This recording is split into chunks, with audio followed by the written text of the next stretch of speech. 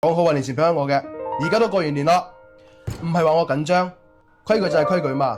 你問我借錢嗰陣時話點樣，加問你攞翻，你又推嚟推去，我唔理啊！你今日俾翻我，冇朋友做咧，係咁啊！點啊康，咁勞氣嘅？借錢俾朋友咯，見佢有困難，咁咪諗住幫下佢咯。佢話年前還，而家都過完年咯，問佢又我緊張，唉，康嫁咩環境喎？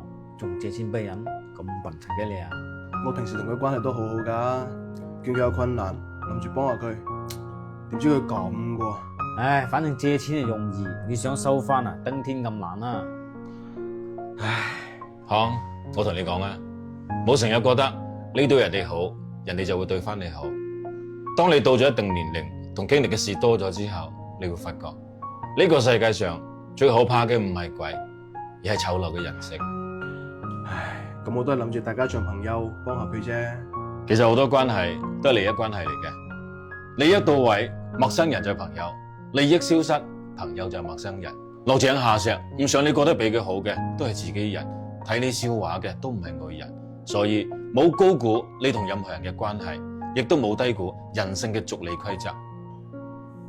康嗱，大白哥講得啱啦，身邊啲朋友都係利益關係，總之一講錢，嚟人嚟鬼一試就出嚟噶啦。唉，真係經一事長一智啊！反正呢，如果你覺得你對人好，人哋就會對翻你好嘅，咁就錯啦。有啲人呢，你對佢好，佢會覺得理所當然。